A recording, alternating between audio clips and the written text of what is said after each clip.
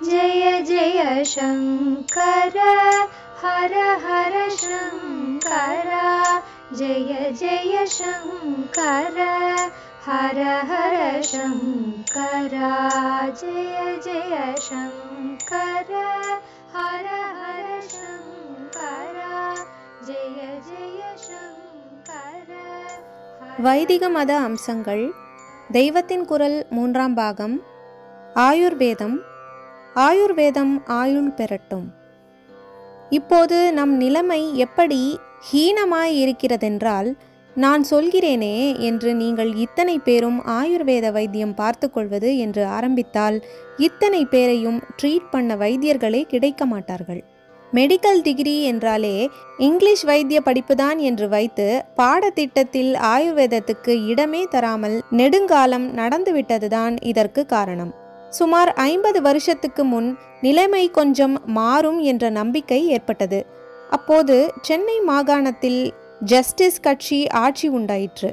அவர்கள் ஒரு பக்கம் காங்கிரசின் சுதந்திர போராட்டத்தை ஆதரிக்காமல் இருந்தார்கள்.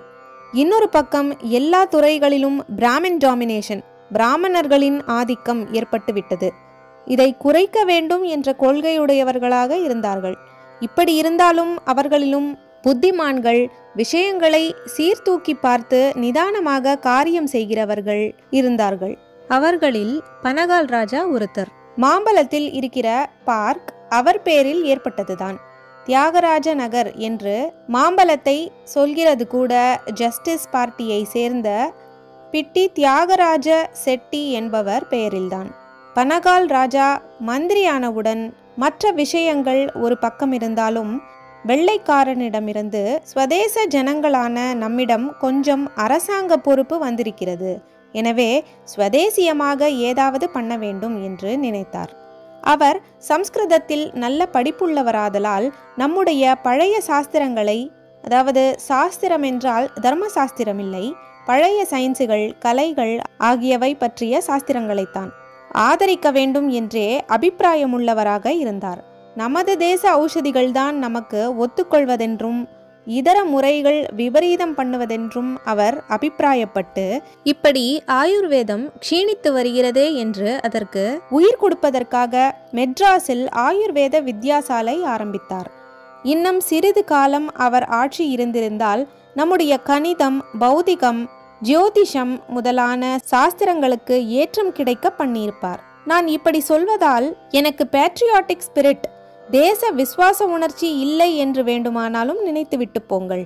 பேட்ரியாட்டிசம், ஸ்வதேசியம் என்றே சொல்லிக் கொண்டிருந்தவர்கள் ஆட்சிக்கு வந்த பின் ஸ்வதேச வித்யைகள், அறிவியல் சாஸ்திரங்களை உயிர்ப்பிக்க என்ன செய்திருக்கிறார்கள்? இங்கிலீஷ்காரர் காலத்தில் இருந்ததை விட இப்போதுதான் ட்ரெஸ், நடைமுறைகள், அவுட்லுக் என்கிறார்களே, அந்த மனோபாவம் ஆகிய எல்லாவற்றிலும் ரொம்பவும் இங்கிலீஷ்காரன் மாதிரியே பண்ணி கொண்டு வருகிறார்கள். ஆயுர்வேதம் ஏதோ ஜஸ்டிஸ் ஆட்சியிலாவது கொஞ்சம் கட்டாட்சம் பெற்றுவிட்டதால் அதை முன்னுக்கு கொண்டு வருவதாக ஆமை வேகத்தில் என்னவோ செய்து அலோபதியோடு ஆயுர்வேதத்தையும் சேர்த்து GCIM என்று பட்டம் கொடுக்கிறவரை கொண்டு வந்திருக்கிறார்கள்.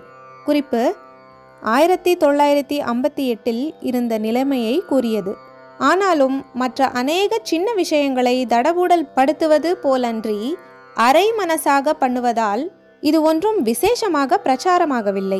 ஜனங்களுக்கு நிஜமான ஸ்வதேச பற்று இல்லாததில் பனகால் ராஜா ஸ்வல்பமாக ஆரம்பித்தது.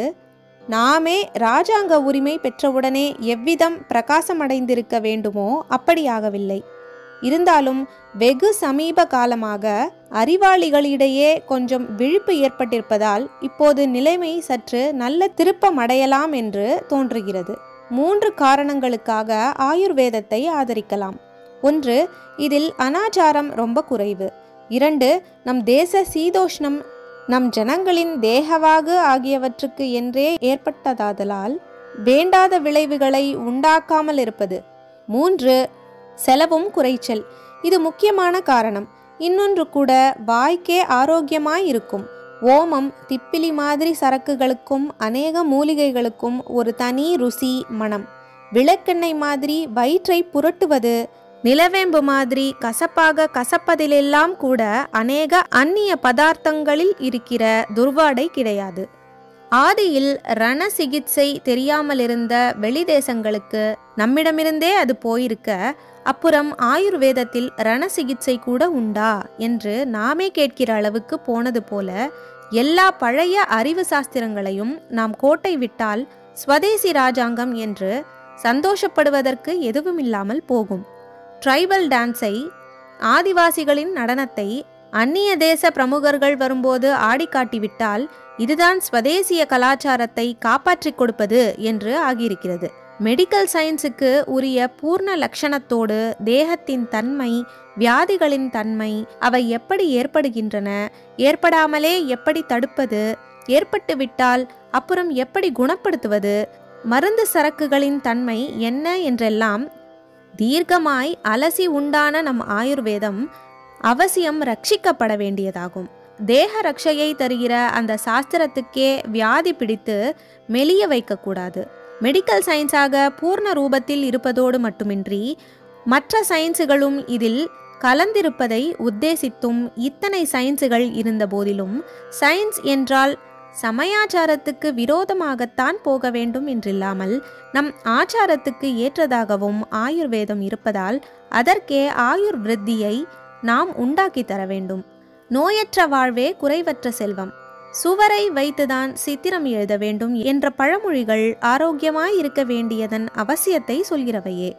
கிராம வாழ்க்கையின் சுகாதாரமான காற்றோட்டமும் எளிமையும் அனுஷ்டானங்களும் போய் நகர வாழ்க்கையின் பலவித நெரிசல்கள் ஏற்பட்ட பின் வியாதிகள் அபரிமிதமாக பெருகி வருகின்றன. வைத்தியத்தோடு ஈஸ்வரனை பிரார்த்தித்துதான் சரி செய்யணும்.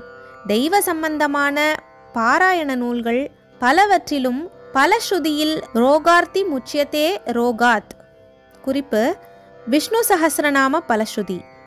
பலஸ்ருதி என்பது நூற்பயன்களை கூறும் பகுதியாகும் என்பது போல ரோக நிவிருத்தியை ஒரு பலனாக சொல்லி இருப்பதால் மத ரட்சணைக்காகவே தேக ரட்சணையும் நம் நிலையில் அவசியம்தான் என்று தெரிகிறது. நம்முடைய கலாச்சாரத்தோடு ஒட்டிப்போகிற நம்முடைய பிராச்சீன வைத்திய சாஸ்திரப்படியே இந்த ரட்சணையை பெற்று எல்லோரும் சௌக்கியமாய் வாழ வேண்டும். ஜெய ஜெய சங்கர, ஹர ஹர சங்கர, மகா பெரியவா சரணம்.